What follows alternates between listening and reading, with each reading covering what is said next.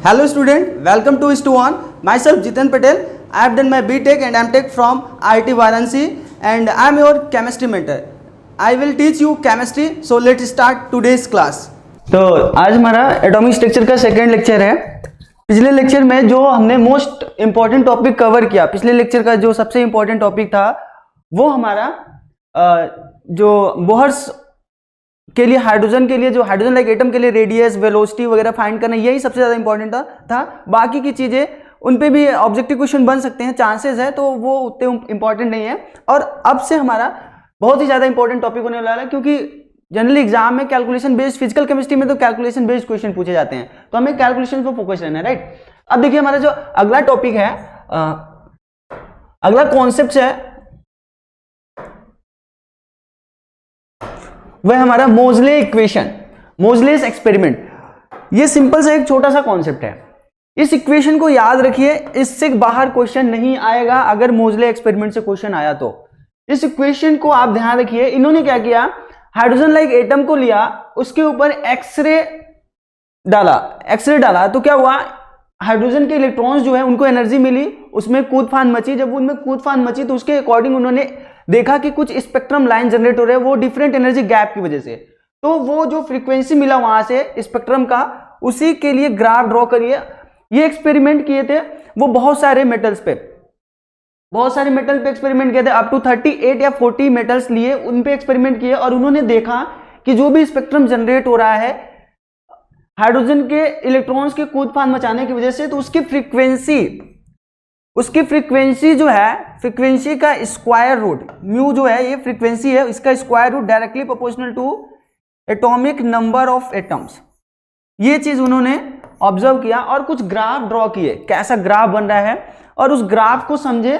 फिर उसके बाद इन्होंने कुछ कंक्लूजन निकाले, बस ये सिंपल सा कंक्लूजन है, और उसके बाद हमें क्वेश्चन इसी पे बेस करने हैं। ये क्या है, यहाँ पे ए और बी, ये इक्वेशन दिख रहा है आप लोग को, ए और बी जो है इसको बोलते हैं मोजले कांस्टेंट।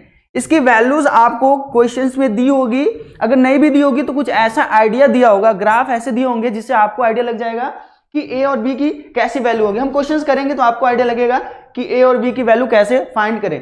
अब जेड तो आपको पता ही होगा, बहुत सारे एटम्स का, कुछ चीजों का याद कर लीजिए आप। तो जेड जो है वो एटॉमिक नंबर है। तो देखिए यहाँ पे म्यू जो है वो फ्रीक्वेंसी है, इसकी यूनिट आप लोग को पता है पर सेकेंड होती है। नंबर ऑफ वेव पर सेकेंड में कितने बनते हैं उसी को फ्रीक्वेंसी बोलते हैं। ए और बी जो है वो मोजले कांस्टेंट है, जेड एटॉमिक नंबर है। तो यही चीज बस मोजले साहब बताए, बाकी का इस पे क्वेश्चन है। क्वेश्चन बस इसी एक इक्वेशन पे है। इक्वेशन है square root of mu equal to A Z minus B. A जो होता है मोजले कांस्टेंट, बी जो होता है मोजले कांस्टेंट, जेड जो होता है वो एटॉमिक नंबर। चलिए क्वेश्चंस करते हैं। अगर हमारा equation square root of frequency equal to क्या था, ए जेड माइनस बी है ना। अगर मैं बोलूं, हमने देखा कि फ्रीक्वेंसी जो है वो directly proportional to atomic number. अगर एटॉमिक नंबर बढ़ रहा है तो फ्रीक्वेंसी बढ़ रही है, जो वहां से स्पेक्ट्रम जनरेट हो रहा है उसकी फ्रीक्वेंसी बढ़ रही है। अगर मैं आपसे पूछूं, अगर square root of mu versus z का ग्राफ ड्रॉ करने के लिए मैं बोलूं, तो ग्राफ तो आप लोग ड्रॉ कर ही सकते हैं।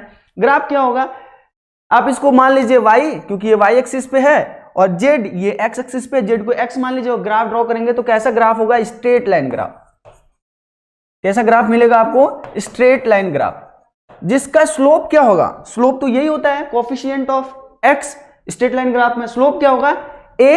b क्या होगा, ये है y इंटरसेप्ट, क्योंकि अगर graph y equal to M X plus C का अगर आप ग्राफ ड्रॉ करें तो c क्या बताता है, y इंटरसेप्ट, m जो होता है वो स्लोप बताता है कर्व का, स्ट्रेट लाइन का, और ये y जो है y एक्सिस है और x एक्सिस है। चलिए अगर मैं square root of mu versus z का ग्राफ ड्रॉ करूं तो कुछ ऐसा मिलेगा ग्राफ। स्लोप कैसा, निगेटिव। स्लोप की वैल्यू क्या है, स्लोप पॉजिटिव, y इंटरसेप्ट क्या होगा, निगेटिव, वो क्या है, माइनस ऑफ ए बी। तो माइनस y एक्सिस पे आपका मिलेगा y इंटरसेप्ट और स्लोप a है। तो कभी कभी ग्राफ दिया रहेगा तो आप उसका स्लोप निकालेंगे तो वहां से आपको लग जाएगा कि वो a की वैल्यू गिवन है। अगर y इंटरसेप्ट दिया है तो आपको पता चल जाएगा कि वो b है। किसी गिवन एटम्स के लिए दिया होगा तो एटम्स का जेड पता होगा आपको, बस फ्रीक्वेंसी कैलकुलेट करनी होगी। तो इस क्वेश्चन को बनाइए। क्वेश्चन है, if the straight line is at an angle 45 degree. वही मोजले के लिए ग्राफ ड्रॉ किया गया, स्ट्रेट लाइन मिला 45 डिग्री पे, v की वैल्यू गिवन है, बोला है कि calculate the frequency of atom having atomic number 50। और आप ग्राफ ड्रॉ कीजिए और बनाइए क्वेश्चन। ग्राफ तो कुछ ऐसा ही होगा, स्क्वायर रूट ऑफ v और z का ग्राफ कुछ ऐसा ही होगा। 45 दिया है स्लोप, स्लोप 45 है, 45 के एंगल पे है, तो स्लोप क्या होगा, स्लोप हो जाएगा 1, tan ऑफ 45 1। तो 1 क्या है, a की वैल्यू है, क्योंकि हमें इक्वेशन पता है, Moseley's equation, square root of v equal to a z minus b।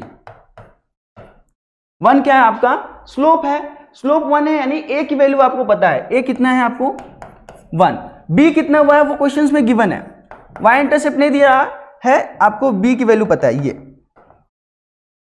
तो b की वैल्यू गिवन है, a पता चल गया, z पता ही है 50, आपको फ्रीक्वेंसी कैलकुलेट करनी है।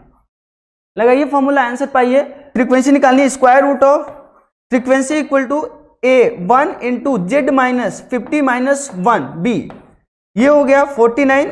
हाँ, स्क्वायर रूट ऑफ v पूछ रहा है, तो v कितना हो जाएगा, वो 49 स्क्वायर हो जाएगा। हाँ, बहुत बढ़िया। तो आप ऐसे कर सकते हैं, सिंपल से मैथ्स है। दूसरा क्वेश्चन बनाइए इसी पे ही बेस्ड। यहाँ पे एटॉमिक नंबर पूछा है, फ्रीक्वेंसी गिवन है, आपको बता है, पूछ रहा है ए और बी की भी वैल्यू गिवन है, आपको बताना है कि फ्रीक्वेंसी 2500 के कोरस्पॉन्डिंग एटॉमिक नंबर क्या होगा।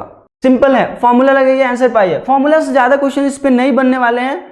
हाँ, ग्राफिकल बेस्ड क्वेश्चन थोड़े अच्छे बन सकते हैं, थोड़े अच्छे, बहुत अच्छे नहीं, थोड़े अच्छे बन सकते हैं। चलिए देखते हैं, फ्रीक्वेंसी गिवन है 2500 पर सेकेंड, इसका मतलब ए की वैल्यू भी आपको गिवन है 1, बी की वैल्यू गिवन है 1, जेड पूछ रहा है। इक्वेशन क्या होता है, square root of frequency equal to A Z minus b. 2500 का स्क्वायर कितना हो गया, 50, 50 equal to 1 into Z minus 1, Z की वैल्यू आ गई 51।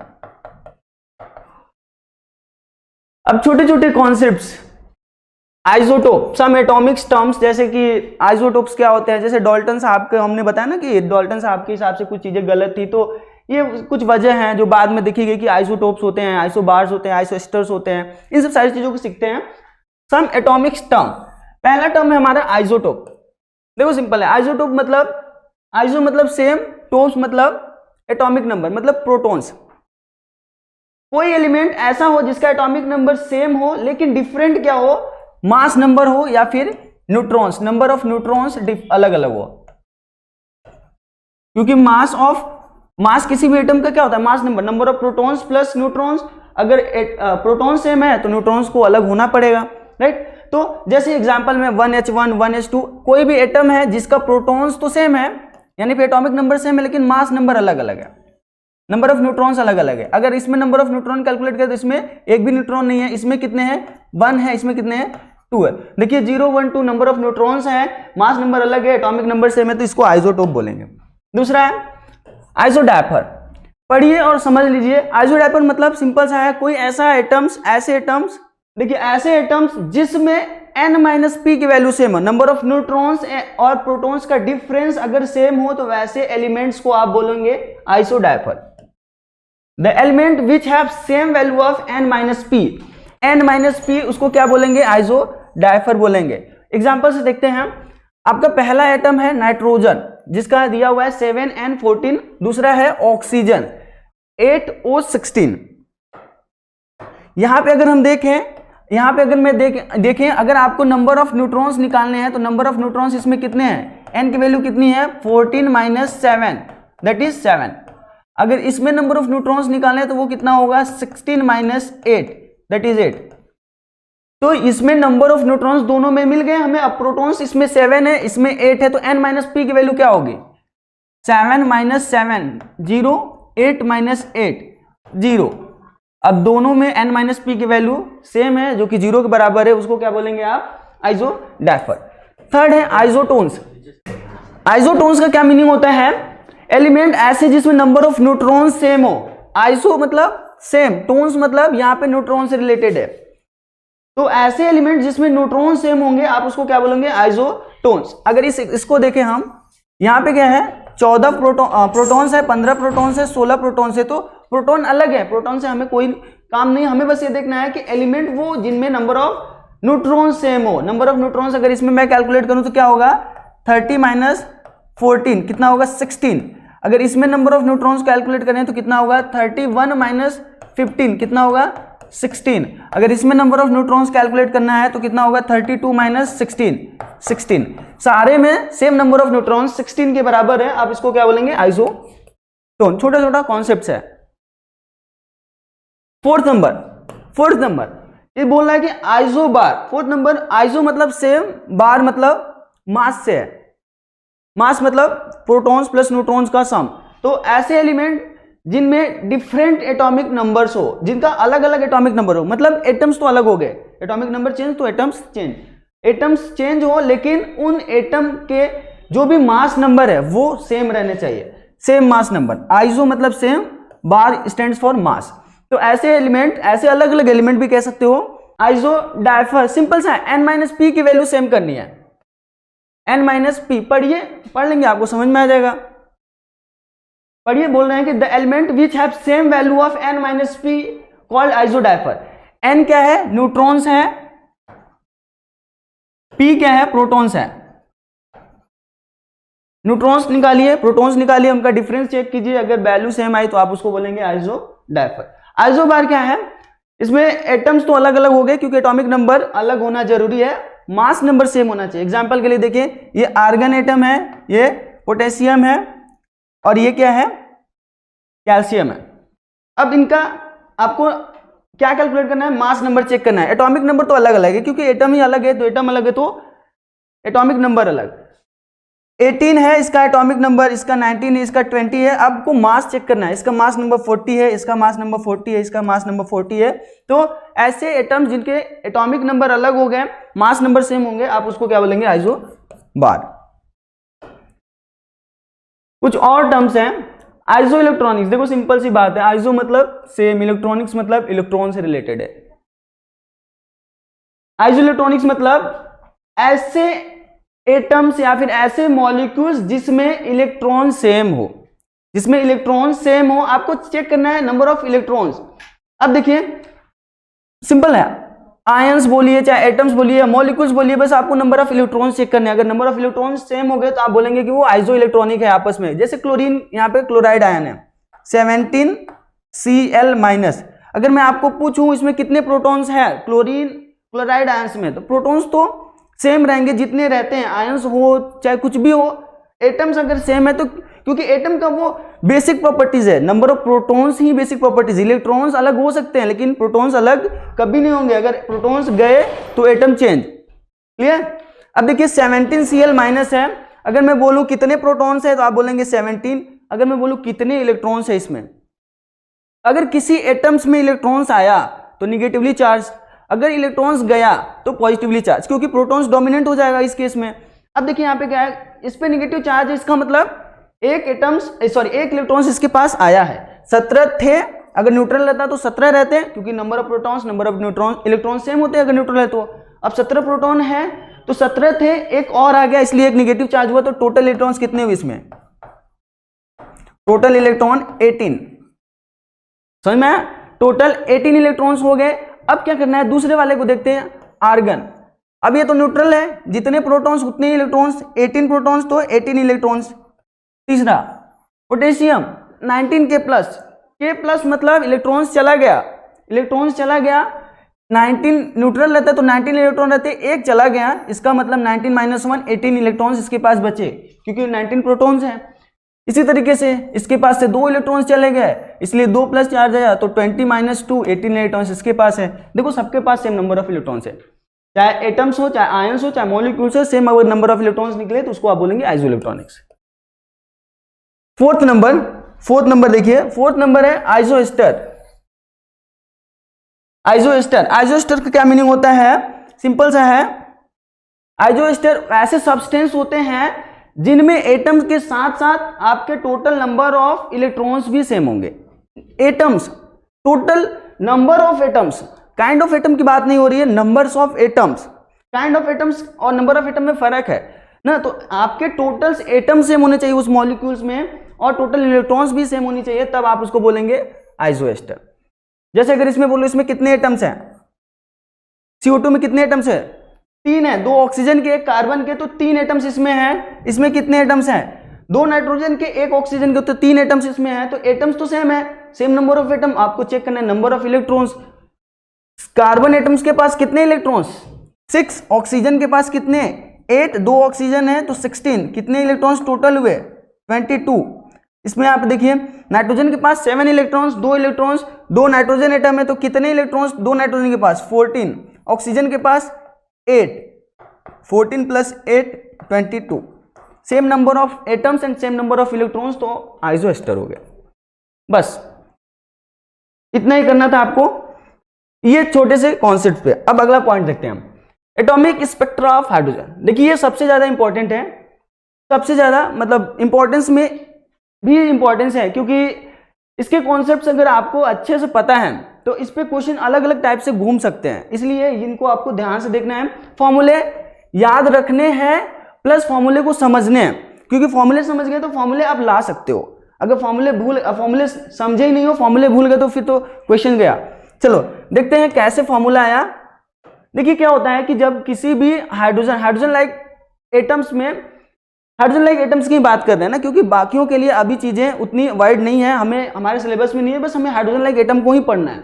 अगर हाइड्रोजन लाइक एटम है यानी उसके पास 1 इलेक्ट्रॉन्स है, अब 1 इलेक्ट्रॉन्स है तो उसी इलेक्ट्रॉन्स को एनर्जी दे के, तो देखो इलेक्ट्रॉन्स का क्या होते हैं, वो डिफरेंट एनर्जी के ऑर्बिटल्स में घूमते हैं। मान लीजिए ये न्यूक्लियस है, डिफरेंट एनर्जी के ऑर्बिटल्स में घूमते हैं। तो अगर मैंने पिछली क्लास में बोला था, अगर इसकी एनर्जी E1 हो, इसकी E2 हो, इसकी E3 हो, तो न्यूक्लियस से जितना दूर जाएंगे उसकी एनर्जी बढ़ेगी ऑर्बिटल्स की।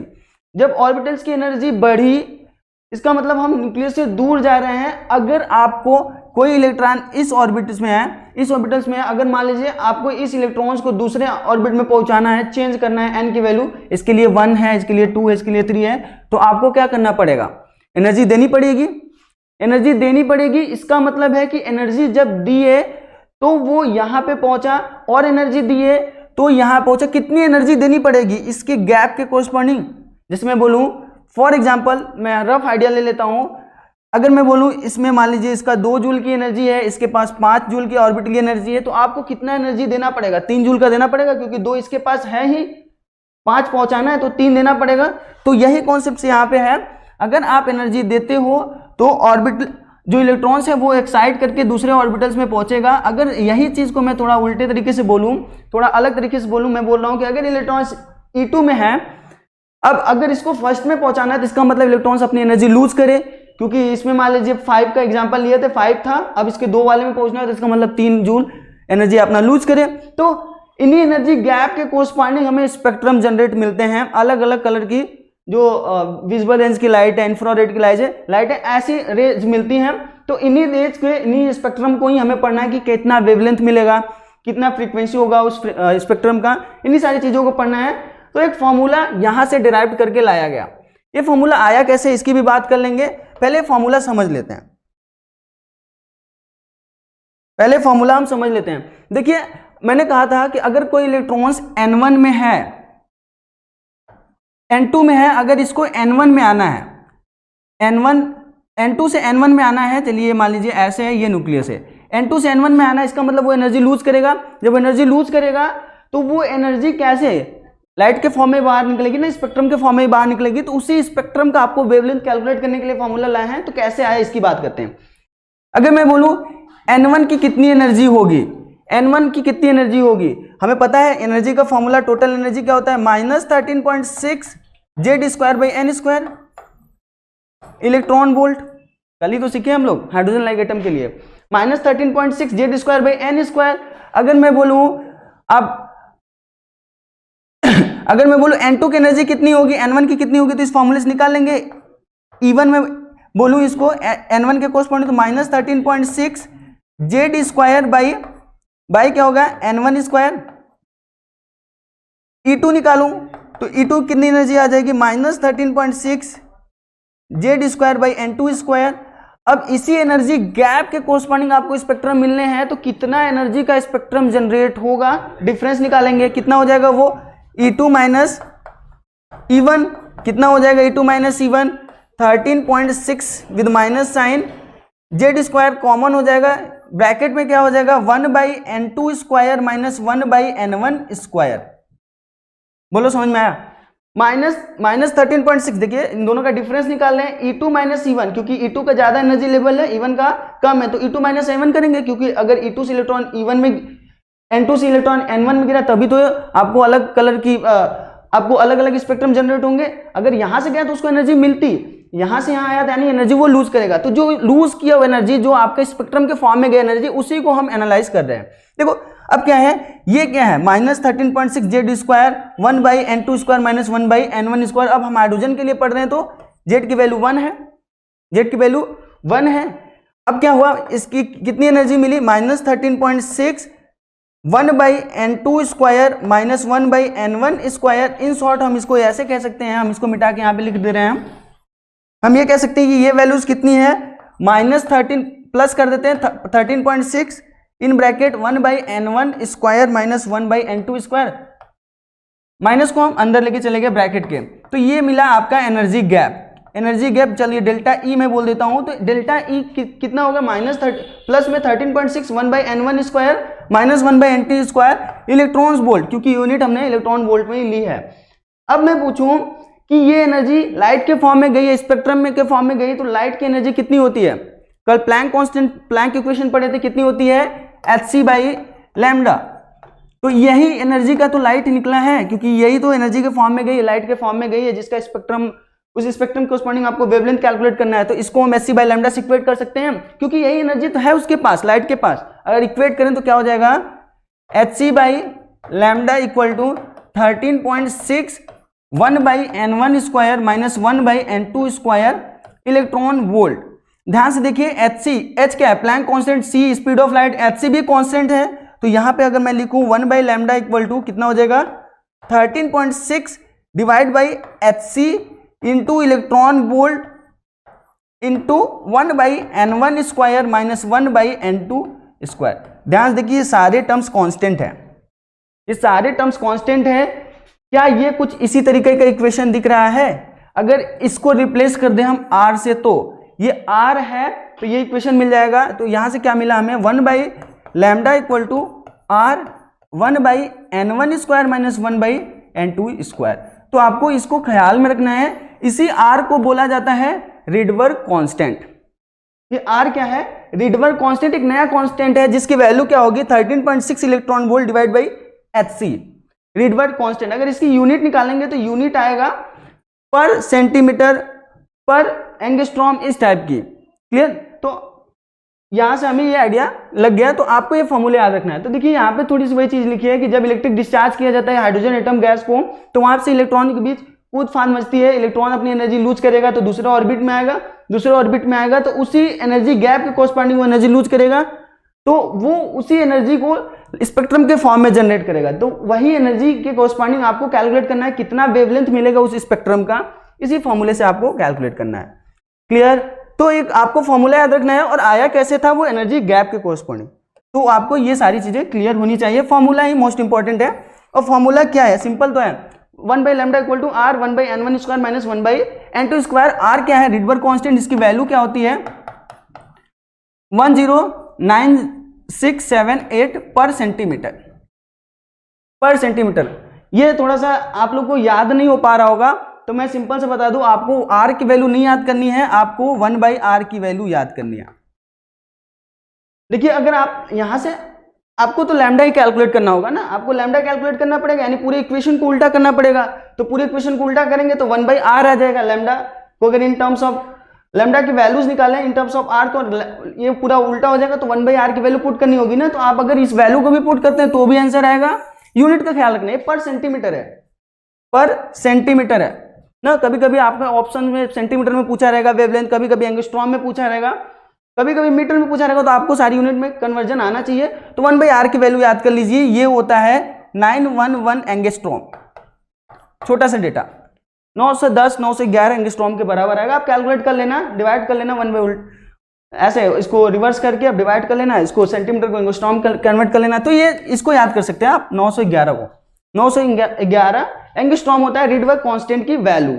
अब देखिए क्या है, बहुत सारी पॉसिबिलिटी है कि इलेक्ट्रॉन्स कैसे एनर्जी लूज कर रहा है, कैसे किस किस ऑर्बिट में कूद कूद के एनर्जी अपना लूज करके वो किसी दूसरे ऑर्बिट में पहुंच रहा है। तो इन सब चीजों को कि जैसे मान लीजिए ये इसको मैं फर्स्ट सेल बोलूँ, ये सेकंड है, ये थर्ड है, ये फोर्थ है, ये फिफ्थ है, तो अगर इस 5 वाले इलेक्ट्रॉन, मान लीजिए इसमें कोई इलेक्ट्रॉन्स है, इसको फर्स्ट में आना है तो क्या कैसे कैसे आ सकता है? या तो है कि 5 से 4 में आए, 4 से 3 में आया, 3 से 2 में आया, 2 से 1 में आया, तो डायरेक्ट 5 से 1 में आ जाए, या तो 5 से डायरेक्ट 2 में आए फिर 1 में आए। तो ये बहुत सारे कॉम्बिनेशंस बनेंगे ना, तो बहुत सारे कॉम्बिनेशन बनेंगे, तो सारे कॉम्बिनेशंस आपको नहीं बनाने हैं। तो जिस जिस लेवल में आके वो इलेक्ट्रॉन्स अपनी एनर्जी लूज कर करके आएगा, उससे अलग अलग तरह के स्पेक्ट्रम जनरेट होंगे, तो अलग अलग टाइप के वेवलेंथ मिलेंगे, अलग अलग टाइप के आपको वेवलेंथ मिलेंगे। तो अलग अलग जो वेवलेंथ मिले हैं उन्हीं को ही आपको कैलकुलेट करना होगा कि मान लो इलेक्ट्रॉन 5 से 4 में गया तो किस टाइप का स्पेक्ट्रम जनरेट हुआ, उसका वेवलेंथ बताइए। तो इनके लिए हम अलग अलग कॉन्सेप्ट सीखेंगे, कुछ नाम दिए गए हैं जैसे Lyman series, Balmer series, Paschen series, Brackett series, Pfund, Humphrey, ऐसे ऐसे नाम है, तो इनको भी समझते हैं। देखो पहला जो स्पेक्ट्रम जनरेट होगा उसको बोलते हैं लाइमन सीरीज का स्पेक्ट्रम। लाइमन क्या? लाइमन सिंपल सी बात है, कहीं से भी फर्स्ट में कूदा दो इलेक्ट्रॉन्स को। मतलब अगर इलेक्ट्रॉन्स, अगर ये आपका न्यूक्लियस है, ये आपका न्यूक्लियस है, ये फर्स्ट सेल है, इसके बाद के किसी भी सेल से इलेक्ट्रॉन अगर फर्स्ट वाले में आ रहे हैं तो आप उसको क्या बोलेंगे? इसको बोलेंगे कि वो स्पेक्ट्रम लाइमन सीरीज का स्पेक्ट्रम है। जैसे अगर ये फर्स्ट है, अगर 2 से फर्स्ट में आया तो भी लाइमन, 3 से फर्स्ट में आया तो भी लाइमन, 3 से फर्स्ट में आया तो भी लाइमन। हमें कहीं से भी इलेक्ट्रॉन्स को अगर फर्स्ट में दिखता मिले तो आप क्या बोलेंगे कि वो लाइमन सीरीज का स्पेक्ट्रम है, तो उसे लाइमन सीरीज का स्पेक्ट्रम बोलेंगे। और उसके वेवलेंथ को कैलकुलेट करने के लिए वही एक फॉर्मूला है। इसको देखिए यहाँ पे कुछ चीजें लिखी हुई हैं, इसको डिस्कस कर लेते हैं। जैसे पहला पॉइंट कहना है कि if first series of it is the first series of spectrum line. हाँ, क्योंकि पहले में इलेक्ट्रॉन्स को गिराना है तो पहला ही सीरीज होगा। दूसरा बात इसको बोला गया है, it was found in ultraviolet region. ये अल्ट्रावायलेट रीजियन की लाइट मिलती है, जो वेवलेंथ मिलेगा ना वो अल्ट्रावायलेट रीजियन का ही मिलेगा, इसलिए इसको लाइमन बोलते हैं। कभी कभी अगर आपको क्वेश्चन बोला है कि स्पेक्ट्रम जनरेट हुआ वो अल्ट्रावायलेट रीजियन का स्पेक्ट्रम है, तो आपको ये समझ जाना है कि वो लाइमन सीरीज ही है ना। इन दोनों बातों का एक ही मीनिंग है, इन दोनों बातों का एक मीनिंग है कि यार लाइमन बोलेगा तो आपको समझना है कि फर्स्ट में गिरा है, अगर अल्ट्रावायलेट बोला तो आपको भी ये भी समझना है कि वो फर्स्ट में ही आया है, कहीं से भी आया वो फर्स्ट में आया, क्योंकि वो लाइमन सीरीज का ही है। समझ में? देखिए इसके बाद अगला पॉइंट है, सी पॉइंट है, बोला है कि it's value of n1 is 1। हाँ, क्योंकि 1 में ही तो गिर रहा है। हमारा जो फॉर्मूला है, क्या है वो फॉर्मूला जो हमने अभी सीखा, 1/λ equal to r 1/n1 square minus 1/n2 square, यही है ना। तो यहाँ पे क्या है, लाइमन सीरीज मिल रहा है, तो n1 क्या है, जहां पे फाइनली पहुंच रहा है, n2 क्या है, जहां से पहुंच रहा है, तो n1 की वैल्यू क्या हो जाएगी 1, और n2 की वैल्यू कुछ भी हो, एक के अलावा कुछ भी हो।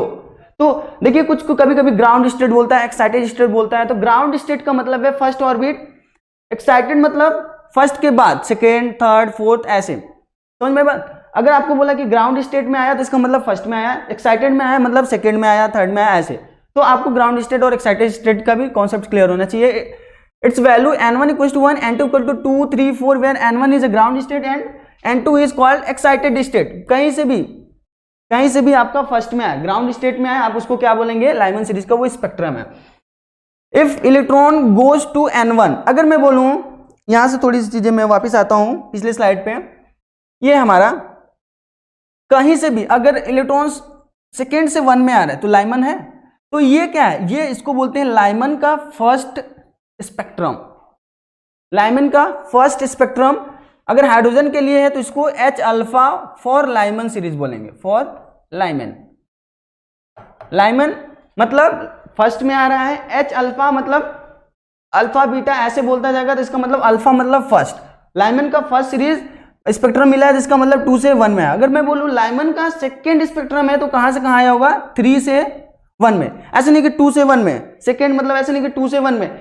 डिफरेंस देखिए ना, जो लाइमन का है अगर फर्स्ट बोल रहा है तो 2 से 1 में आया, सेकेंड बोल रहा है तो 3 से 1 में आया, थर्ड बोला है तो 4 से 1 में आया, फिफ्थ बोला है तो फोर्थ बोला है तो 5th से 1 में आया। तो ऐसे आपको समझना है, H alpha, H beta, H gamma, ऐसे ऐसे टर्म्स यूज होंगे तो आपको समझ जाना है। H अल्फा बोला तो लाइमन का फर्स्ट सीरीज, H बीटा बोला तो लाइमन का सेकेंड मतलब थर्ड से फर्स्ट में आ जाए। तो ऐसे ही कुछ छोटे छोटे कॉन्सेप्ट इन्हें समझ जाइए। अब ये सारी चीजें वही थी, बस आपको ख्याल क्या रखना है कि लाइमन सीरीज मतलब इलेक्ट्रॉन्स अल्ट्रावायलेट रीजियन का होगा, वो फर्स्ट वाले में ही कूदेगा। स्पेक्ट्रम आपका अल्ट्रावायलेट रीजन का होगा, इलेक्ट्रॉन्स कहीं से भी फर्स्ट में आएगा, उसे लाइमन सीरीज बोलेंगे। अगर फर्स्ट लाइमन बोला तो सेकंड से फर्स्ट में, सेकंड लाइमन बोला तो थर्ड से फर्स्ट में। दूसरा सीरीज है बामर सीरीज। बामर सीरीज ये जो होता है ये विजिबल रीजन की स्पेक्ट्रम होती है, कहीं से भी इलेक्ट्रॉन सेकेंड में गिरे आप उसको बोलेंगे कि बामर सीरीज का स्पेक्ट्रम जनरेट होगा। समझ में बात है? देखिए जैसे हम यहाँ पे समझा देते हैं आपको, कहीं से भी मान लीजिए न्यूक्लियस है, ये फर्स्ट है, ये सेकेंड है, ये थर्ड है, ये फोर्थ है, आपको कहीं से भी इलेक्ट्रॉन सेकेंड में गिरा तो आप बोलेंगे कि वो बामर सीरीज का स्पेक्ट्रम होगा। अगर बामर के फर्स्ट सीरीज की बात करें तो ये फर्स्ट है, ये सेकेंड है, ये थर्ड है, ये फोर्थ है, तो थर्ड से सेकेंड में आया होगा इलेक्ट्रॉन्स, थर्ड से सेकेंड में आया होगा। अगर सेकेंड की बात करें तो फोर्थ से सेकेंड में आया होगा। क्लियर? तो कभी कभी ऐसे पूछ देता है कि सेकेंड लाइन ऑफ बामर सीरीज, इसका मतलब सेकेंड लाइन मतलब फोर्थ से सेकेंड में, कंफ्यूज नहीं होना है। तो इससे आपको कैलकुलेशन करना है। अगर मान लीजिए आपको पूछा कि calculate the wavelength of second line of बामर series, इसका मतलब आपको फोर्थ से सेकेंड में पहुंचाना है। ये आपका N2 है, ये N1 है, सिंपल सा है, N2 N1 मिल गया, लैम्डा निकल जाएगा, रिवर कांस्टेंट आपको पता है।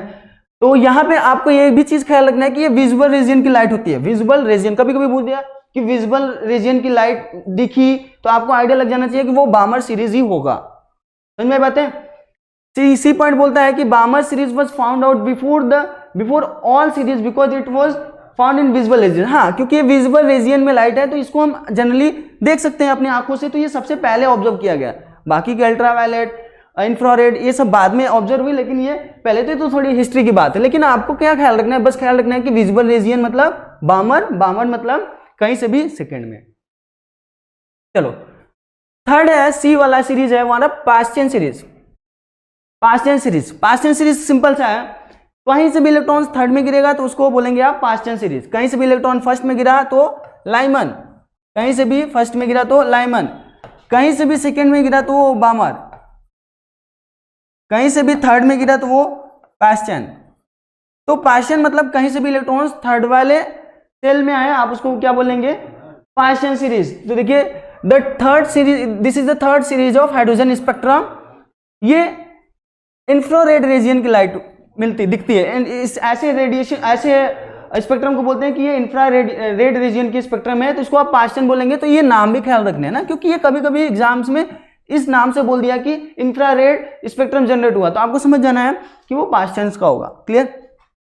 देखिए इसमें वैल्यू ऑफ N1 क्या होगा? थर्ड में गिरा तो N1 होगा, 3 N2 मतलब कहीं से भी 4 5 6 इनफाइनाइट, तो ये पास्टियन हो गया। लाइमन फर्स्ट, बामर सेकेंड, पास्टियन थर्ड में। अगला है ब्रैकेट। ब्रैकेट सिंपल सी बात है, फोर्थ है तो वो कहीं से भी इलेक्ट्रॉन्स फोर्थ वाले में गिरे, आप उसको क्या बोलेंगे? ब्रैकेट सीरीज बोलेंगे। It is the fourth series of hydrogen spectrum. इसको भी इंफ्रारेड बोलते हैं। अब इसके आगे सारे इंफ्रारेड है, फार इंफ्रारेड, इंफ्रारेड। तो आपको मोस्ट इंपॉर्टेंट कि आपको ख्याल करना है अल्ट्रावायलेट और विजिबल का। अल्ट्रावायलेट लाइमन होगा, विजिबल जो होगा बामर होगा, इसके बाद सारे इंफ्रारेड के में आएंगे। तो आपको क्या है, इसका फोर्थ सीरीज जो जनरेट होगा उसको बोलते हैं बामर ब्रैकेट सीरीज, और ये इंफ्रारेड रीजन की स्पेक्ट्रम होती है। वैल्यू ऑफ N1 कहाँ होगा? 4, क्योंकि फोर्थ में ही गिर रहा है। कहीं से भी N2 की वैल्यू कुछ भी हो सकती है, वो आपको गिवन रहेगा क्वेश्चन में। अगला जो है वो पी फंड है। पी फंड मतलब कहीं से भी इलेक्ट्रॉन्स आपका फिफ्थ में गिरे, आप उसको क्या बोलेंगे? P fund. ये आपका फिफ्थ सीरीज होगा, और ये भी इंफ्रारेड। कहीं इसके आगे सारे जो यहां से था बामर के बाद पास्टियन के आगे सारे इंफ्रारेड की होती हैं स्पेक्ट्रम। तो अब अगला है हमफेरी। हमफेरी कहीं से भी इलेक्ट्रॉन 6 में गिरे उसको बोलेंगे हमफेरी। समझ में बात है? और ये भी इंफ्रारेड। हमने कहा था कि जो भी बामर के आगे की सारी सीरीज बनेगी वो इंफ्रारेड की होगी, और ऐसे ही क्वेश्चंस घूमेंगे। अगर हमफेरी सीरीज बोला, फर्स्ट हमफेरी सीरीज बोला तो इलेक्ट्रॉन्स कहां से कहां? 6 में आने हैं, 7 से आएगा। सेकेंड हमफेरी सीरीज का स्पेक्ट्रम बोला तो बोला इसका मतलब है कि वो 8 से 6 में आएगा। थर्ड बोला तो 9 से 6 में आएगा। तो 6 ये जहां पे कूद रहा है, जहां पे इलेक्ट्रॉन्स पहुंच रहा है वो फिक्स है। आ कहां से रहा है? उसके आगे से कहीं से भी आए। समझ में बात है? चलिए क्वेश्चंस बनाइए, सिंपल है। क्वेश्चन बनाना है, calculate the shortest and longest wavelength in hydrogen spectra of Lyman series. Shortest का मतलब क्या हुआ, लॉन्गेस्ट का क्या मतलब हुआ? अगर जिसको ये पता चल जाएगा क्वेश्चन बना लेगा। देखिए इसमें आंसर हमने लिख दिया है, तो आप ये आंसर लाने की कोशिश कीजिए। शॉर्टेस्ट मतलब शॉर्टेस्ट वेवलेंथ कब मिलेगा? जब सबसे ज्यादा एनर्जी गैप दिखेगा। सबसे ज्यादा एनर्जी गैप कब दिखेगा?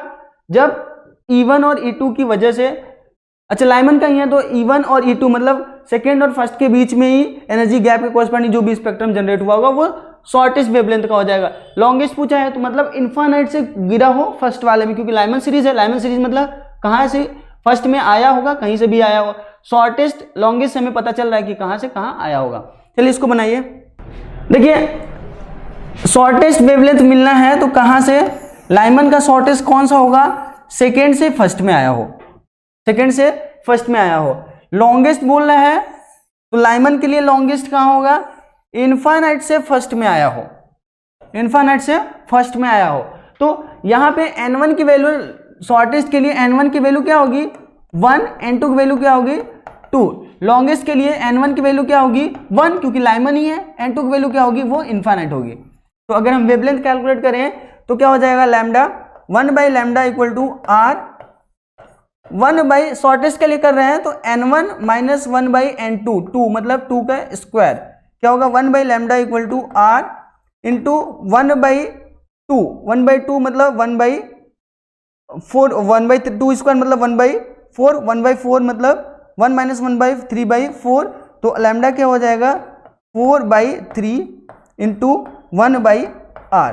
थोड़ा इसका आंसर में फर्क है, शायद आंसर इसका गलत है ये।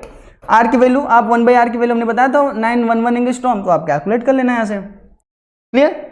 सेकेंड वाला देखिए, अगर इन्फाइनाइट से लाना है तो 1/N2 क्या हो जाएगा? वो इन्फाइनाइट हो जाएगा।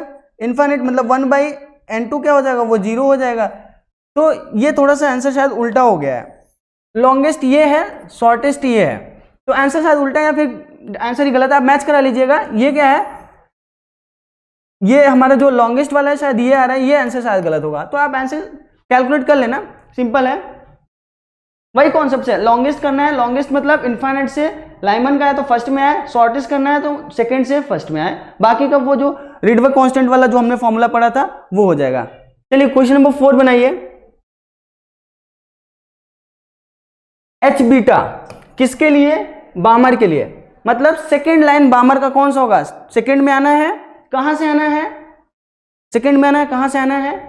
आना है आपका थर्ड से सेकेंड में आएगा तो फर्स्ट, फोर्थ से सेकेंड में आएगा तो सेकेंड। तो H बीटा मतलब फोर्थ से सेकेंड में आया होगा तभी बामर सीरीज वो बना होगा। और उसका वेवलेंथ गिवन है आपको। अच्छा H अल्फा गिवन है, आपको H बीटा कैलकुलेट करना है तो कैलकुलेट कर सकते हैं। हमें पता है कि lambda is directly proportional, 1/λ is directly proportional to 1/N1 square minus 1/N2 square, right. First equation ये हमें पता है, ये रिलेशन। अब क्या है? H अल्फा बोला है बामर का, तो इसका मतलब थर्ड से सेकेंड में आया होगा, थर्ड से सेकेंड में गया होगा। तो N1 की वैल्यू 2 है, N2 की वैल्यू है 3।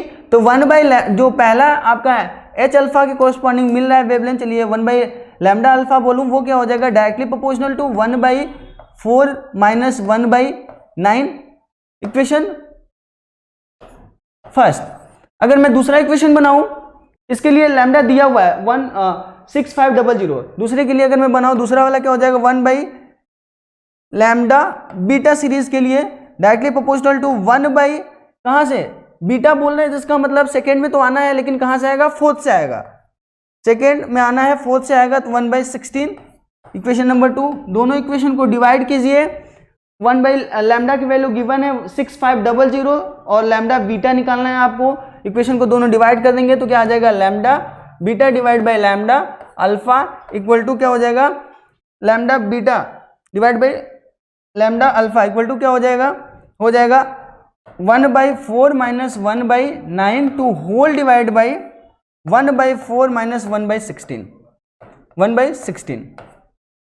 अब लैम्डा अल्फा की वैल्यू गिवन है 6500, lambda beta equal divide by 6500 equal to 9 minus 4 कितना हो गया? 9 minus 4 5/36 to whole divide by कितना हो जाएगा? 16 माइनस 4 12/16 इंटू 4। यहां से लैम्डा बीटा निकल जाएगा। आंसर मैच करा लीजिएगा, 4815 आ जाएगा।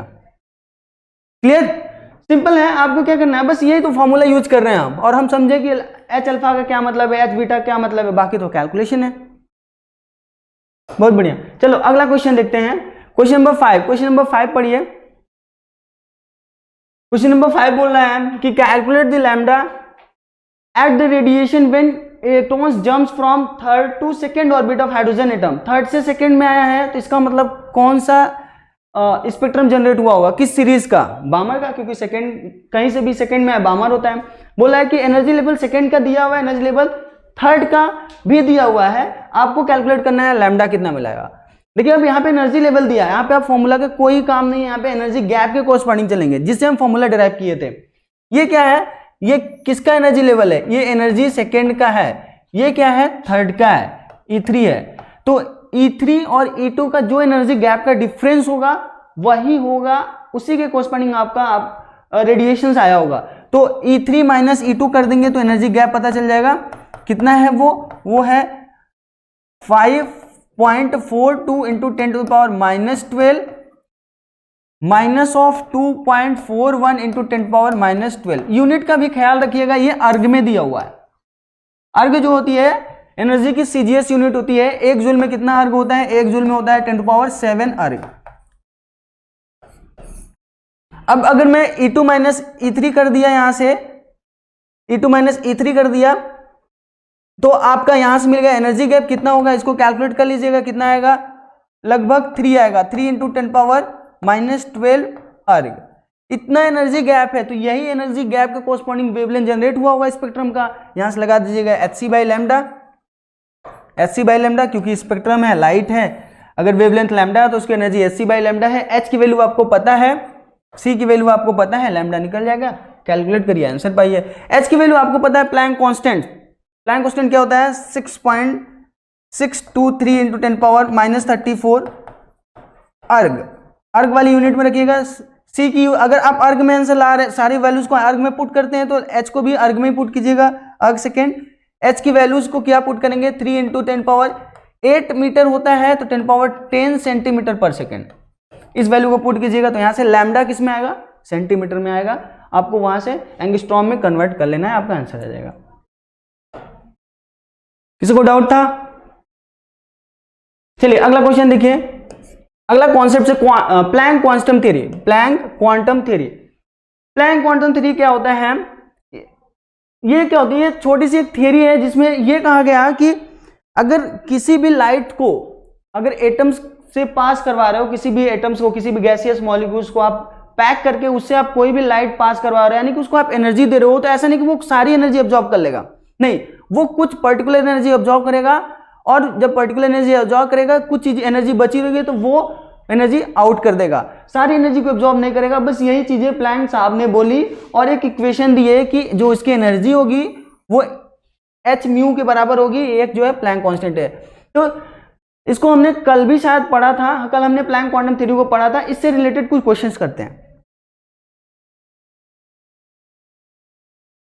यहां पे देखिए क्वेश्चन है, calculate the number of photon emitted in 10 hour by a 60 watt sodium lamp, जिसका वेवलेंथ गिवन है। नंबर ऑफ फोटॉन्स 60 वॉट, इसका मतलब कितना है, पावर 60 वॉट मतलब 60 जूल पर सेकेंड की वो एनर्जी जो है आपका लैंप वो दे रहा है, मतलब एक सेकंड में 60 जूल की एनर्जी उससे फोटॉन्स के फॉर्म में बाहर जा रही है। आपको क्या कैलकुलेट करना है, आपको कैलकुलेट करना है कितना फोटॉन्स गया कितने टाइम में, 10 आवर में। एक सेकंड में 60 जूल एनर्जी दे रहा है, तो 10 आवर में कितनी एनर्जी देगा, 10 आवर में कितने सेकंड, 10 इंटू 3600 सेकेंड, इतना सेकंड। एक सेकंड में 60 जूल एनर्जी आ रहा है, तो इतने सेकंड में कितना आएगा, दिस मच एनर्जी, इतनी एनर्जी आई। इतनी एनर्जी कहाँ से आई, इतनी एनर्जी को तो जो फोटॉन्स बाहर निकल रहे हैं वही तो एनर्जी लेके जा रहे हैं। तो अगर एक फोटॉन्स की एनर्जी वेवलेंथ दिया हुआ 58900 एंगस्ट्रॉम, तो आप एक फोटॉन्स कितना एनर्जी लेकर जा रहे हैं वो निकाल सकते हैं। इक्वेशन लगाइए, प्लैंक इक्वेशन, hc/λ यही है। अगर मान लीजिए n फोटोन निकले 10 घंटे में तो इंटू n कर देंगे, यही तो टोटल एनर्जी आई जो कि गिवन है आपको, जो आपने कैलकुलेट कर लिया। h पता है, लैम्डा पता है, c पता है, n अननोन है, आप कैलकुलेट कीजिएगा, आपका आंसर आ जाएगा। इतने फोटॉन्स चले जाएंगे।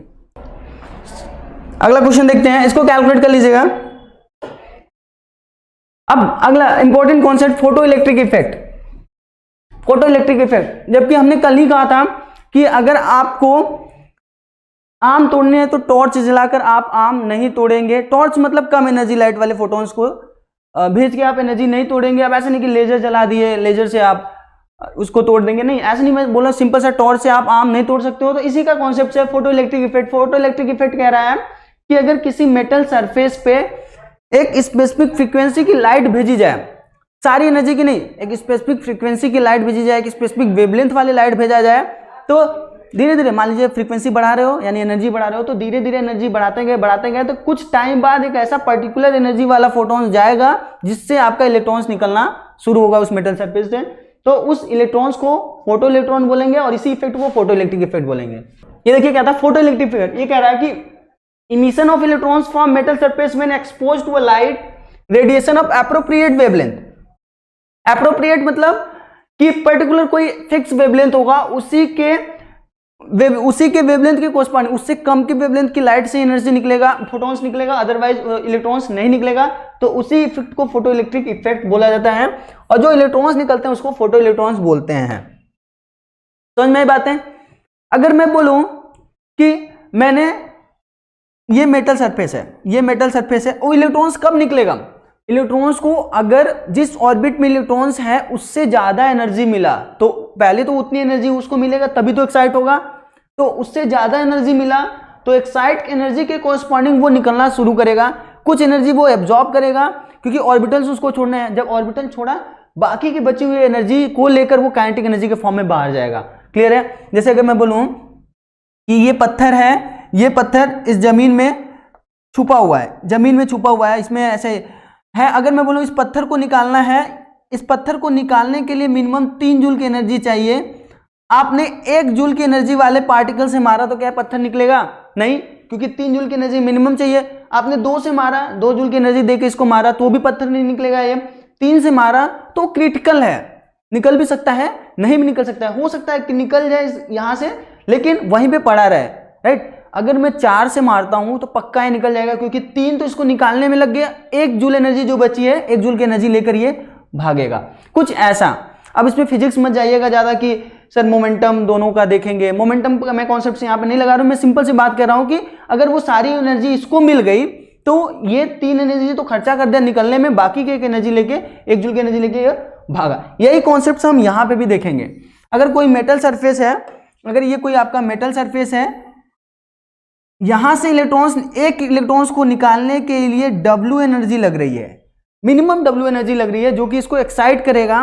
तो W एनर्जी देंगे और W से ज्यादा जो एनर्जी बची होगी उसी एनर्जी को वो लेकर पूरा भागेगा। चलिए अगर मैं यहां से अगर फोटॉन्स इस पे मैं डाल रहा हूं तो ये फोटॉन्स पहले आएगा, ये इलेक्ट्रॉन्स है जो इसकी मिनिमम रिक्वायर्ड एनर्जी है जो कि उसके ऑर्बिटल्स के कोरस्पॉन्डिंग होगा। मान लीजिए जिस ऑर्बिटल में है वही तो वो एनर्जी लेके घूम रहे हैं, तो उस एनर्जी वो इतनी एनर्जी मिलेगी प्लस इससे ज्यादा वाली जो एनर्जी रहेगी वही इसके काइनेटिक एनर्जी के फॉर्म में इसको प्रोवाइड करेगा जाने के लिए। तो देखिए जो मिनिमम रिक्वायर्ड एनर्जी है, क्रिटिकल वाली एनर्जी जहां से निकल सकता है या नहीं निकल सकता है, उसको बोलते हैं वर्क फंक्शन। मतलब ऐसा सिंपल सी बात है, वो एनर्जी जो इलेक्ट्रॉन्स खा गया निकलने के लिए, आप उसको बोलेंगे वर्क फंक्शन। उस प्रॉपर्टीज को, मेटल की प्रॉपर्टीज होती है जिसको हम वर्क फंक्शन बोलेंगे। Minimum required energy to excite electron for migration, उसको क्या बोलेंगे? Work function. बाकी की बची हुई एनर्जी को वो लेकर भागेगा नहीं, वो काइनेटिक एनर्जी के फॉर्म में जाएगी। तो गिवन एनर्जी, अगर मैं बोलूं मैंने एच म्यू आपका जो है फ्रीक्वेंसी की लाइट भेजी, तो इसका मतलब है एच म्यू एनर्जी की लाइट भेजी, वो वही लाइट यूटिलाइज होगा उसको एक्साइट करने में और उसको भगाने में। तो वो एक्साइट करने में जितनी एनर्जी लगी और भगाने में जितनी एनर्जी लेके वो भाग रहा है, इन दोनों का सम जो होगा वो होगा जितनी एनर्जी आपने दी थी। तो यही इक्वेशन है। सिंपल सी बात अगर हम बोले तो ये कौन सी एनर्जी है? गिवन एनर्जी, फोटॉन्स जो लेकर आपका गया था इलेक्ट्रॉन्स को निकालने के लिए मेटल सरफेस से। W क्या है? ये वो एनर्जी है जो इलेक्ट्रॉन्स खा गया। समझ में बात है? जो यूटिलाइज हो गया एक्साइट करने में, उसको इलेक्ट्रॉन्स को बाहर एक्साइट करने में।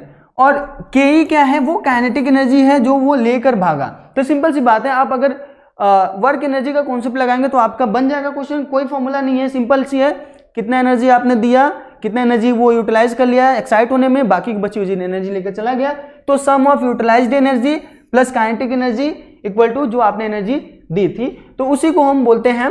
ये जो W है, W मतलब minimum required energy for the exciting an electron is called work function, और K जो है आपका काइनेटिक एनर्जी है, h म्यू गिवन एनर्जी है। तो ये एक रिलेशन है, इसी पे क्वेश्चंस बनते हैं। और एक चीज आपको स्टॉपिंग पोटेंशियल का कॉन्सेप्ट आएगा। स्टॉपिंग पोटेंशियल सिंपल सी बात है, देखिए क्या होता है, अगर फोटो इलेक्ट्रॉन्स का अच्छा एक्सपेरिमेंट समझते हैं। जैसे एक ट्यूब है, मान लीजिए इसके अंदर ये इस मेटल से आपको इलेक्ट्रॉन्स निकालने हैं, तो पहले इस मेटल से इलेक्ट्रॉन्स निकालने हैं, तो मैं यहाँ पे एक और पॉजिटिव प्लेट रख दिया, कोई भी प्लेट रख दिया, और यहाँ पे मैंने फोटॉन्स डाले, फोटॉन की एनर्जी बढ़ाते रहे धीरे धीरे, तो कुछ टाइम बाद देखा गया कि इलेक्ट्रॉन्स यहाँ से निकलने शुरू हुए।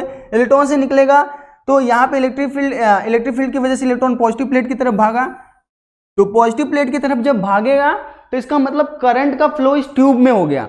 जब करंट का फ्लो जिस इंस्टेंट पे, चलिए मान लीजिए यहाँ पे वॉच लगाया मैंने, जिस इंस्टेंट पे करंट का फ्लो दिखा उसी इंस्टेंट पे हम ये कह सकते हैं कि इलेक्ट्रॉन्स निकलना शुरू हुआ था, उसी वेवलेंथ के कॉरस्पॉन्डिंग निकलना शुरू हुआ था, तो उसको हम रीड कर लेंगे। तो जिस इंस्टेंट पे निकलना शुरू हुआ इलेक्ट्रॉन्स, हम वो कह सकते हैं कि वही मिनिमम रिक्वायर्ड एनर्जी है उसको लेकर जाने के लिए। क्लियर हुआ बात? तो यहाँ पे अगर मैं इसी को वोल्टेज को उल्टा कर दूं, जितनी काइनेटिक एनर्जी ये लेके जा रहा था, अगर मैं उल्टा कर दूं वोल्टेज को, इसको निगेटिव किया हूं, इसको भी निगेटिव कर दूं, तो वो तो रेजिस्ट करने लगेगा उसके आने को। इलेक्ट्रॉन रीच कर दिया मैंने इसको, इलेक्ट्रॉन डेफिशिएंट इसको कर दिया, ताकि स्टॉपिंग पोटेंशियल का केस नहीं डिस्कस कर रहे हैं हम, अभी फोटो इलेक्ट्रिक इफेक्ट को डिस्कस कर रहे हैं। तो अगर मैं बैटरी उल्टा कर दूं, ये निगेटिव प्लेट है, इसको भी निगेटिव प्लेट कर दिया, या फिर दोनों को निगेटिव कर दिया, तो इलेक्ट्रॉन्स को अब ये निकलने से रेजिस्ट करेगा। जितनी एनर्जी से वो लेकर जा रहा था उसी एनर्जी को बोलेगा कि मत आओ, उसी को वो पुश करेगा।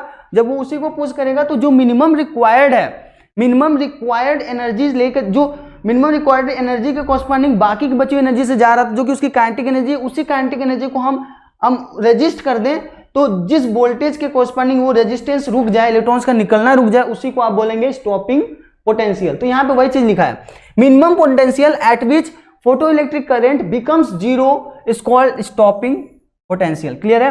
मिनिमम वोल्टेज जिस पे इलेक्ट्रॉन्स का निकलना शुरू हो जाएगा, तो वो कब निकलना शुरू होगा? जो काइनेटिक एनर्जी लेके भाग रहा था वही काइनेटिक एनर्जी को रेजिस्ट कर दे, वो नहीं भागेगा। इसीलिए यहाँ पे लिखा है कि kinetic energy of photo electron, जितनी काइनेटिक एनर्जी से भाग रहा था वही अगर पोटेंशियल एनर्जी के बराबर कर देंगे तो नहीं भागेगा, क्योंकि वही पोटेंशियल एनर्जी कॉरस्पॉन्डिंग वो इसको रेजिस्ट कर रहा है।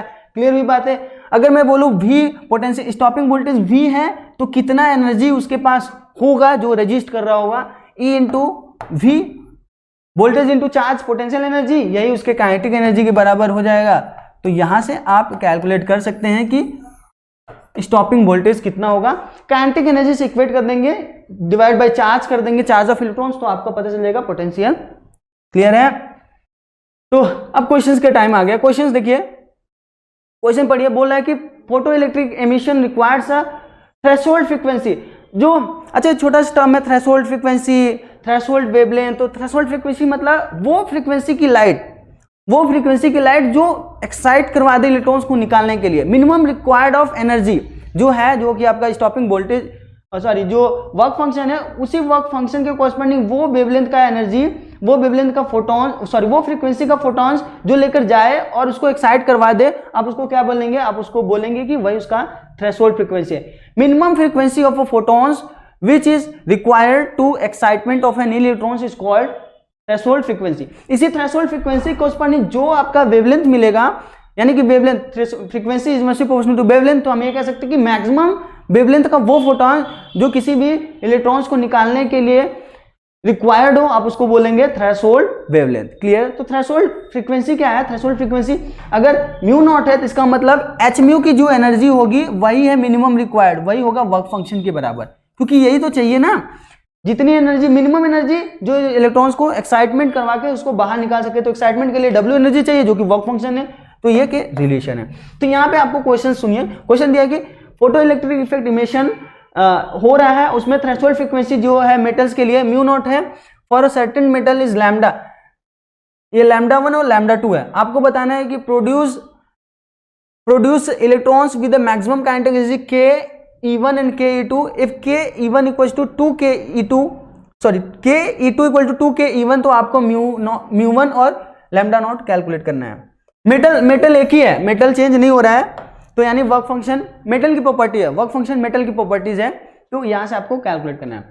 The photo electrons emission require the threshold frequency mu naught. Threshold frequency mu naught है, अगर मैं वर्क फंक्शन बोलूं तो कितना होगा, एच म्यू नॉट। अब उस एच म्यू नॉट के लिए अलग अलग वेवलेंथ का जब for a certain metal lambda 1 and lambda 2 produces electrons with the maximum kinetic energy के E1 एंड के E2 इफ के E2 इक्वल टू 2 के E1 calculate mu naught and lambda naught. तो क्वेश्चंस बनाना है आपको। अब देखिए लैम्डा 1 क्या दिया हुआ है, इतने एनर्जी का फोटॉन्स गया, दूसरे केस में इतने एनर्जी का फोटॉन्स गया, तो आपको कैलकुलेट करना है कितना काइनेटिक एनर्जी का इलेक्ट्रॉन्स आपका निकलेगा। सिंपल सा हमें पता है H mu given energy equal to work function plus kinetic energy. ये हमने कोई फॉर्मूला नहीं लगाया, हमने कॉन्सेप्ट लगाया है। H mu equal to minimum required energy जो कि work function equal to kinetic energy. अगर आपने लैम्डा 1 2200 एंगस्ट्रॉम का आपने फोटॉन्स भेजा तो कितनी एनर्जी का भेजा, आपने भेजा एच सी बाई 2200 एंगस्ट्रॉम। चलिए हम एंगस्ट्रॉम ले लेते हैं क्योंकि ये सब कैलकुलेशंस में आपके कट जाने वाले हैं, यूनिट कट जाने वाली है। हम एनर्जी को वेवलेंथ जो है हम इसको एंगस्ट्रॉम में नहीं, हम मीटर में ले लेते हैं, 10⁻⁻10 मीटर इक्वल टू ये क्या है, अगर म्यू नॉट उसकी थ्रेशोल्ड फ्रीक्वेंसी है तो वर्क फंक्शन कितना होगा, एच म्यू नॉट, और काइनेटिक एनर्जी फर्स्ट केस के लिए के E1 दिया हुआ है, फर्स्ट इक्वेशन। सेकेंड में जब लैम्डा 2 1900 एंगस्ट्रॉम का जब फोटोन भेजा रहेगा तो अब तो वो थ्रेशोल्ड फ्रीक्वेंसी चेंज होने नहीं वाली क्योंकि वो तो मेटल की प्रॉपर्टीज है, मेटल सेम है। तो हम यहां से कह सकते हैं कितनी एनर्जी आपने दिया, H C by 1900 into 10⁻⁻10 equal to H mu not plus K E2, second equation. अब यहां पे आपको के E1 और के E2 में रिलेशन दिया हुआ है, के E2 equal to 2 times of के E1, तो यहाँ पे के E1 निकालिए, के E2 निकालिए, यहाँ पे पुट कीजिए, एक ही अननोन है म्यू नॉट निकल जाएगा। क्लियर है, कैसे करेंगे, चलिए हम के E1 निकालते हैं, के E2 पहले निकालते हैं। के E2 की वैल्यू आएगी H C by 1900 into 10⁻⁻10 minus H nu not, K E2 हो गया। के E1 कितना है, ये 2 टाइम्स ऑफ के E2 कितना है, 2 टाइम्स ऑफ के E1। के E1 कितना आया, वो आपका है H C by 2200 into 10⁻⁻10 minus H mu not. Third equation बोल देते हैं। देखिए कितना सिंपल है, एच एच तो कैंसिल हो गया, एच एच कैंसिल हो गया, बाकी का सारा इंफॉर्मेशन है आपको। सी पता है, इधर भी सी गिवन है, सी पता है, सब कुछ गिवन है, बस म्यू नॉट पता करना है। तो म्यू नॉट तो पता चल जाएगा कैलकुलेशन से, तो आप इसको सॉल्व कर लीजिएगा। म्यू नॉट की वैल्यू आएगी 1.1483 इंटू 10⁻15 और इसके कॉरस्पॉन्डिंग लैम्डा तो निकल जाएगा क्योंकि हमें पता है mu not equal to C by lambda not. Mu not निकला, लैम्डा नॉट निकल गया, आपका आंसर आ गया। तो क्वेश्चन ऐसे ही क्वेश्चन पूछेंगे, बस ख्याल क्या रखना है, ख्याल हमें रखना है कि कौन सी एनर्जी कब यूटिलाइज हो रही है, कहाँ कितनी एनर्जी डिस्ट्रीब्यूट हुई। जो मिनिमम रिक्वायर्ड एनर्जी होगी एक्साइटमेंट के लिए उसको वर्क फंक्शन बोलेंगे। उसके क्वेश्चन जितनी भी फ्रीक्वेंसी की लाइट भेजनी पड़ेंगी मिनिमम फ्रीक्वेंसी, उसको थ्रेशोल्ड फ्रीक्वेंसी बोलेंगे। ये थ्रेशोल्ड नहीं है, थ्रेशोल्ड है। बाकी का ये क्वेश्चन आप लोग बना लीजिएगा, सिंपल सा क्वेश्चन है। इसमें बोल रहा है कि energy required to stop ejection of electron for copper plate is this much, calculate the work function of copper plate when radiation of this much strike the plate. Simple सी बात है, क्या है बोल रहा है कि इतनी एनर्जी रिक्वायर्ड है उसको रोकने के लिए, इसका मतलब यही एनर्जी है उसकी काइनेटिक एनर्जी जिससे वो जा रहा था, वही तो उसको रेजिस्ट करेगा। तो इतना अगर भेजे हैं, इसका वर्क फंक्शन आपको बताना होगा, कॉपर प्लेट का वर्क फंक्शन बताना है। अगर मैं वर्क फंक्शन बोलूँ उसका W है, तो इसका मतलब है कि आप अगर इतना वेवलेंथ का एनर्जी का अगर फोटॉन्स भेजते हैं तो कितनी एनर्जी उसके पास है, एच सी बाई लैम्डा, कितना काइनेटिक एनर्जी में जाएगा, इतना एनर्जी यूटिलाइज हो गया, इतनी एनर्जी का गया हुआ था, तो H C by lambda minus W not इसकी काइनेटिक एनर्जी हो जाएगी। ये काइनेटिक एनर्जी हो जाएगी जिससे वो इलेक्ट्रॉन्स भागेगा। इसी काइनेटिक एनर्जी को रेजिस्ट करेगा ये वाली एनर्जी जो कि स्टॉपिंग पोटेंशियल के कोरस्पॉन्डिंग एनर्जी है। कितना है 0.24 electrons volt equal to 0.24 electrons volt कर देंगे, यहाँ से W मिल जाएगा आपको। इलेक्ट्रॉन्स वोल्ट को अगर जूल में कैलकुलेट करेंगे तो चार्ज से मल्टीप्लाई कर दीजिए, इस डेटा में चार्ज ऑफ इलेक्ट्रॉन्स थे वो जूल में कन्वर्ट हो जाएगा, आपका क्वेश्चन बन जाएगा। इसका आंसर आप लोग मैच करा लीजिएगा। अच्छा इलेक्ट्रॉन्स वोल्ट में तो किसी से मल्टीप्लाई करने की जरूरत नहीं है, सिंपल सा आप सॉल्व कर लीजिएगा। H की वैल्यू अर्ग में ले लीजिएगा, चार्ज C की वैल्यू भी आप सेंटीमीटर पर सेकंड में ले लेना, लैम्डा आपका दिया हुआ है नैनोमीटर, नैनोमीटर मतलब 10⁻⁹ मीटर है, इसको भी सेंटीमीटर कन्वर्ट करिए और आंसर पाइए। यूनिट का खेल है, बाकी सब मैथ्स है। अब आखिरी स्लाइड है ये some fact of photoelectric effect. Photoelectric effect इसका मतलब है कि ये देखिए उसमें क्या था कि इलेक्ट्रॉन्स का निकलना था, अगर इलेक्ट्रॉन फोटॉन्स गया मेटल सरफेस से टकराया हिट किया, तो यहाँ पे हमें ये कॉन्सेप्ट है कि इलेक्ट्रॉन्स निकलने में और फोटॉन्स को टकराने में कोई टाइम गैप नहीं है। तो यही चीज कह रहा है कि there is no time gap, जैसे ही परफेक्ट फ्रीक्वेंसी का फोटॉन्स टकराया मेटल सरफेस से तुरंत ही इलेक्ट्रॉन्स निकलेगा, इनमें कोई भी टाइम गैप नहीं कंसिडर किया गया।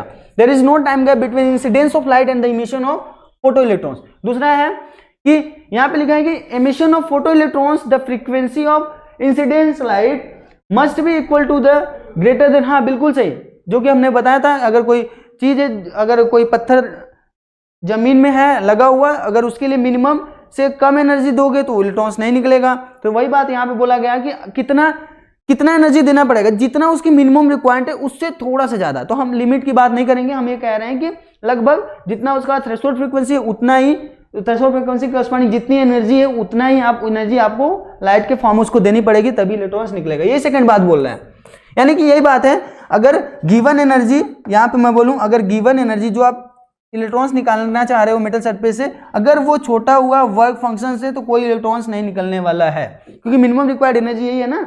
अगर given energy greater than equal to W हुआ तो इलेक्ट्रॉन्स निकलेगा। इक्वल टू की बात हम नहीं करेंगे, ये लिमिट्स की बात है। तो अगर पूछा मिनिमम रिक्वायर्ड एनर्जी तो हम बोल देंगे कि वर्क फंक्शन के बराबर होगा।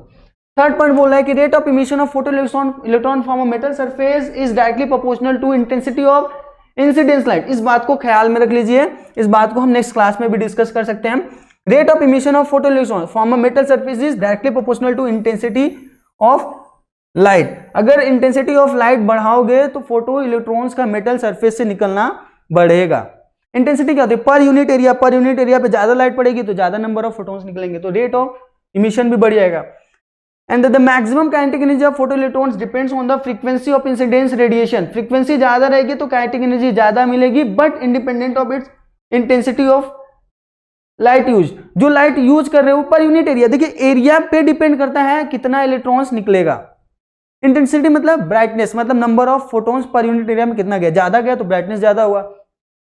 अब इंटेंसिटी बढ़ाओगे तो पर यूनिट एरिया पे ज्यादा नंबर ऑफ फोटॉन्स पहुंच रहे हैं, एरिया पे इलेक्ट्रॉन्स हैं, तो वहां से इंटेंसिटी पे डिपेंड नहीं करेगा एरिया इलेक्ट्रॉन्स का निकलना, मतलब क्योंकि एरिया तो फिक्स है, किसी पर्टिकुलर एरिया में कुछ ही तो इलेक्ट्रॉन्स होंगे जो कि निकल सकते हैं। तो ये इस बात को समझ लीजिए कि मैक्सिमम जो काइनेटिक एनर्जी बढ़ेगी, निकलने वाले इलेक्ट्रॉन्स की एनर्जी बढ़ेगी, लेकिन नंबर ऑफ इलेक्ट्रॉन्स का निकलना उस पर कोई फर्क नहीं होगा। तो इसी बात को यहाँ पे बोला गया है। तो यही आखिरी पॉइंट था, इन चारों पॉइंट्स को ख्याल में रखिएगा। बाकी का इसके बारे में ग्राफ और हाइजेनबर्ग अनसर्टेनिटी प्रिंसिपल कल हम पढ़ेंगे। तो आज के लिए इतना ही। आप कैलकुलेशन करिए, जो भी क्वेश्चंस के कैलकुलेशन में अभी हमने पूरे बनाए नहीं थे, आप उसको बना लीजिए, आंसर मैच कीजिए। आज के लिए बस इतना ही करते हैं। On IS2ON study is always on. Concepts के बेहतर रियलाइजेशन के लिए IS2ON पर बने रहिए।